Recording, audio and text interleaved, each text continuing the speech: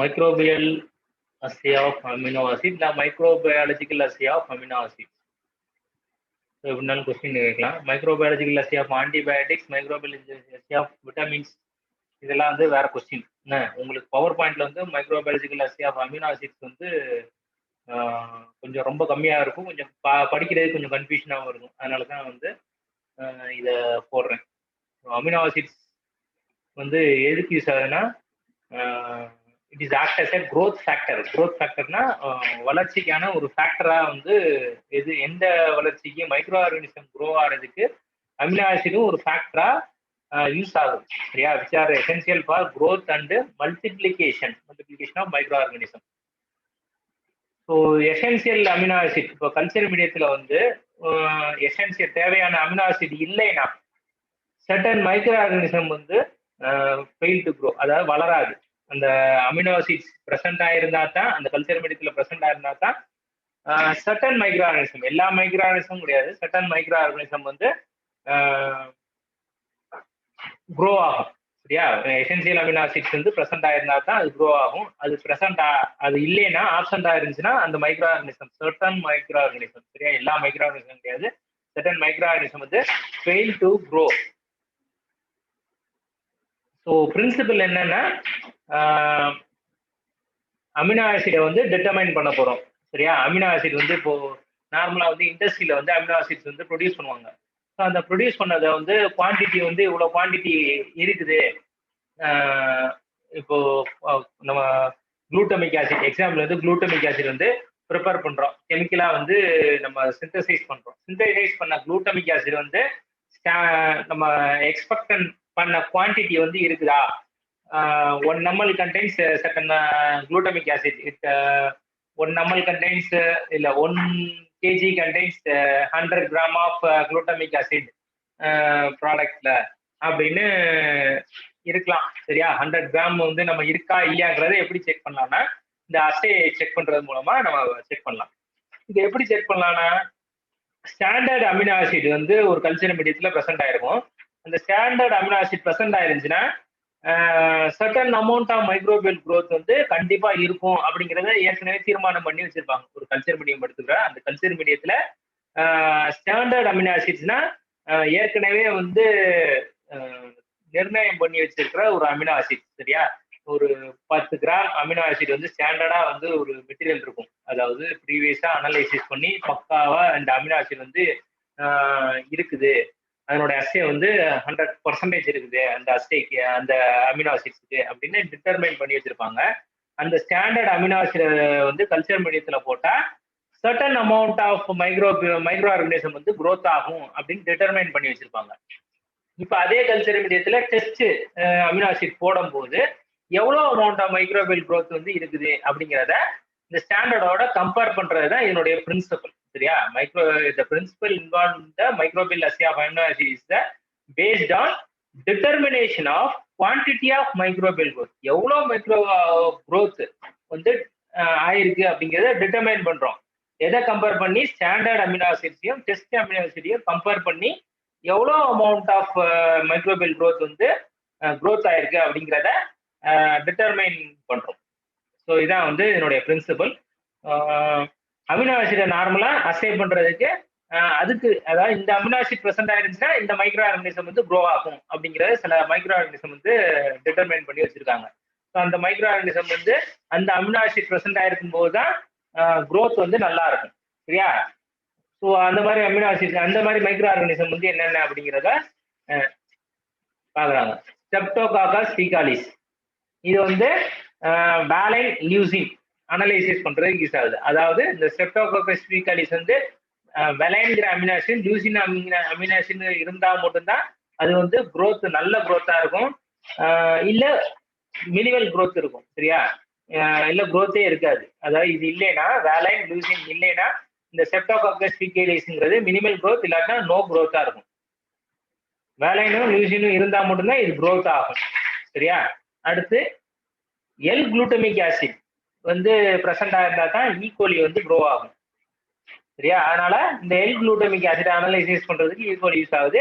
அடுத்து methionine, histidine, lysine இந்த 3 amino acid வந்து லியூகோனஸ்டாக் மீசன்ட்ராய்ட்ஸ் அப்படிங்கிற பாக்டீரியா வந்து growth ஆகிறதுக்கு இந்த மீதியோனைன் ஹிஸ்டிடின் லைசின் வந்து யூஸ் ஆகுது. ஸோ அதனால இதை அனலைசிஸ் பண்றதுக்கு இந்த மைக்ரோ ஆர்கனிசம் யூஸ் பண்றாங்க.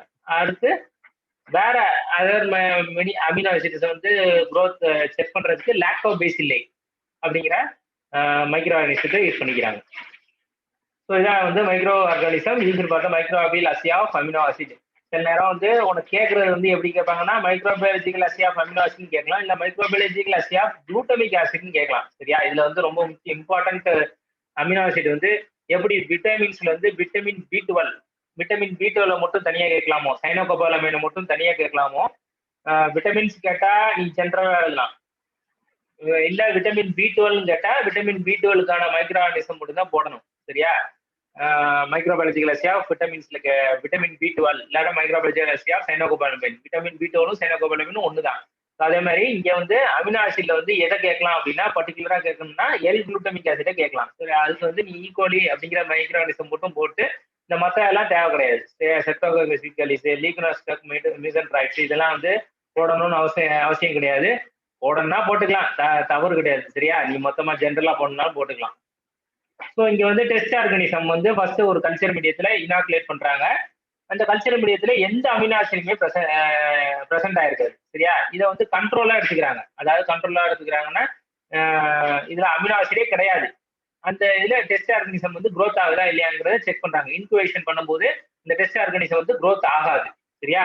இல்ல ரொம்ப மைனூட்டா கம்மியான அளவுல இருக்கும். சரியா? அதை வந்து நம்ம இப்போ இந்த இதை வந்து ப்ரொசீஜரை வந்து கண்ட்ரோலா எடுத்துக்கிறாங்க. ஏன் இந்த growth ஆகலைன்னா இந்த எசென்சியல் அமினோ ஆசிட் வந்து இந்த கல்ச்சர் மீடியத்துல இல்ல, அதனால அந்த ஆர்கனிசம் வந்து grow ஆக முடியல. சரியா? அடுத்து இன்னொரு டெஸ்ட் டியூப் எடுத்துக்காங்க. அந்த டெஸ்ட் டியூப்ல வந்து is inoculated with the culture medium containing known concentration of amino acid. அதாவது இவ்வளோ amount of amino acid standard amino acids வந்து போடுறோம். சரியா?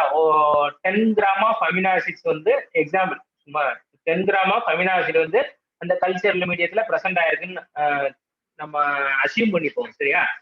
ஸோ இதுல வந்து இந்த டெஸ்ட் ஆர்கனிசத்தை இனாக்குலேட் பண்றாங்க. இது ஸ்டாண்டர்டா எடுத்துக்கிறாங்க. இதுல வந்து 10 கிராம் ஆஃப் அமினோ ஆசிட்க்கு வந்து எவ்வளவு மைக்ரோபியல் growthங்கிறத நம்ம செக் பண்றோம். So this shows normal growth of bacteria. ஏன்னா இங்க அமினோ ஆசிட் இருக்குது, அதனால பாக்டீரியல் growth ஆகுது with known amount of multiplication. அதாவது 10 கிராம் அமினோ ஆசிட்க்கு எவ்வளோ அமௌண்ட் ஆஃப் மல்டிபிளிகேஷன் ஆயிருக்கு மைக்ரோ ஆர்கனிசம் அப்படிங்கிறத நமக்கு தெரியும். சரியா? ஸோ இது எப்படி நோன் அமௌண்ட் ஆஃப் மல்டிபிளிகேஷன் எப்படி ஆயிருக்குங்கிறத தெரிஞ்சுக்கலாம்னா அந்த கல்ச்சர் மீடியம் வந்து டர்பிடா இருக்கும். ஃபர்ஸ்ட் இனிஷியலா கல்ச்சர் மீடியம் மட்டும் இருக்கும்போது மைக்ரோ ஆர்கனிசமே இல்லாம இருக்கும்போது அந்த கல்ச்சர் மீடியம் எப்படி இருக்கும்னா கிளியரா இருக்கும். மைக்ரோ ஆர்கனிசம் growth ஆயிடுச்சுன்னா டர்பிடிட்டியா மாறிடும். சரியா? ஸோ இப்போ 10 கிராம் அமினோ ஆசிட் போட்டதுக்கு சர்டன் அமௌண்ட் ஆஃப் டர்பிடிட்டி வந்து கண்டிப்பா காமிக்கும். இந்த டர்பிடிட்டி எப்படி மெஷர் பண்ணலாம்னா டர்பிடி மீட்டர் மூலமா மெஷர் பண்ணலாம். இந்த டர்பிடி மீட்டர் வந்து directly proportional to the amount of microorganism growth. சரியா? ஸோ மைக்ரோ ஆர்கனிசம் வந்து எவ்வளவு growth ஆயிருக்குங்கிறது it's proportional to turbidity. Turbidity எவ்வளவு திக்கா இருக்கோ அதுக்கு ஏற்ற மாதிரி மைக்ரோ ஆர்கனிசம் வந்து growth நல்லா இருக்குன்னு அர்த்தம். சரியா? இப்போ ஸ்டாண்டர்ட் எடுத்துக்கிட்டோம். அதுல வந்து நார்மல் growth ஆஃப் பாக்டீரியா வந்து இருக்குது with known amount of multiplication. எவ்வளோ அமௌண்ட்டும் growth ஆயிருக்குங்கிறதையும் நம்ம டர்பிடி மீட்டர் மூலமா செக் பண்ணிடலாம். ஸோ அடுத்து வந்து அனதர் டெஸ்ட் டியூப் எடுத்துக்கிறோம். இதுல வந்து கல்ச்சர் மீடியத்துல இனாக்குலேட் பண்ணோம். அந்த கல்ச்சர் மீடியத்துல என்ன இருக்குன்னா unknown concentration of amino acid. நம்ம டெஸ்ட் பண்ணக்கூடிய அமினோ ஆசிட், அதாவது அந்த அமினோ ஆசிட்ல வந்து ஒரு ப்ராடக்ட்ல எவ்வளவு அமினோ ஆசிட் இருக்குங்கிறத நமக்கு தெரியாது. சரியா? ஸோ அந்த ப்ராடக்டை ஒரு 1 கிராம் எடுத்துக்கிறாங்க. சரியா? அந்த 1 கிராம்ல வந்து எவ்வளவு அமினோ ஆசிட் வந்து பிரசன்ட் ஆயிருக்குங்கிறது தெரியாது. குளூட்டமிக் ஆசிட் வந்து எக்ஸாம்பிள் வந்து குளூட்டமிக் ஆசிட்னு வச்சுப்போம். இந்த குளூட்டமிக் ஆசிட் வந்து ஒரு அமினோ ஆசிட். சரியா? மொத்தமா ஒரு புரோட்டீன் எடுத்துப்போம். புரோட்டீன்ல எல்லா விதமான அமினோ ஆசிடும் பிரசன்ட் ஆயிருக்கும். ஸோ அப்போ அந்த புரோட்டீன்ஸ்ல வந்து நமக்கு கிடைக்கிற புரோட்டீன், இப்போ எக்ஸாம்பிளுக்கு வந்து ஹார்லிக்ஸ்ன்னு வச்சுப்போம். ஹார்லிக்ஸ்ல வந்து புரோட்டீன் இருக்கும். சரியா? ஹார்லிக்ஸ்ல புரோட்டீன் இருக்கு. அந்த புரோட்டீன்ல certain amount of amino acids கண்டிப்பா பிரசன்ட் ஆயிருக்கும். Valine, leucine, glutamic acid, methionine, histidine, lysine எல்லா அமினோ ஆசிடும் வந்து நீ ஹார்லிக்ஸ் பாட்டில்ல வந்து செக் பண்ணாலே தெரியும். ஸோ குளூட்டமிக் ஆசிட் வந்து எவ்வளவு இருக்குங்கிறத எப்படி அனலைஸ் பண்ணலாம்னா 1 கிராம் ஆஃப் ஹார்லிக்ஸை வந்து இந்த கல்ச்சர் மீடியத்தில் ஆட் பண்ணிடுவாங்க. ஸோ இப்போ 1 கிராம் ஆஃப் ஹார்லிக்ஸ் ஆட் பண்ணதுக்கு அப்புறம் அதுல குளூட்டமிக் ஆசிட் எவ்வளவு பிரசன்ட் ஆயிருக்குங்கிறது பொறுத்து ஈகோலி, ஏன்னா குளூட்டமிக் ஆசிட் இருந்தா தான் ஈகோலி டெவலப் ஆகும். மற்ற அமினோ ஆசிடுக்கு வந்து ஈகோலி வந்து ரெஸ்பான்ஸ் பண்ணாது. ஸோ இப்போ குளூட்டமிக் ஆசிட் வந்து எவ்வளவு ஒரு 1 to 2 கிராம் இருக்குன்னு வச்சுக்கோங்க. 2 கிராமுக்கு தகுந்த மாதிரி டெஸ்ட் ஆர்கானிசம் வந்து க்ரோ ஆகும்.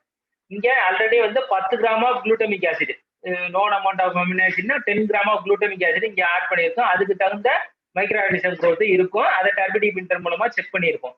இப்போ 1 கிராம் ஆஃப் ஹார்லிக்ஸ் வந்து ஆட் பண்ணியிருப்போம். சாரி, இதுல 10 கிராம் ஆஃப் ஹார்லிக்ஸ் வந்து ஆட் பண்ணியிருப்போம். அதுல வந்து 2 கிராம் ஆஃப் குளூட்டமிக் ஆசிட் வந்து இருக்குன்னு வச்சுப்போம்.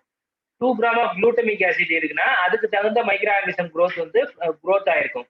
ஆனா நம்ம 2 கிராமா இருக்கா இல்லையாங்கிறத நம்ம செக் பண்ண போறோம்.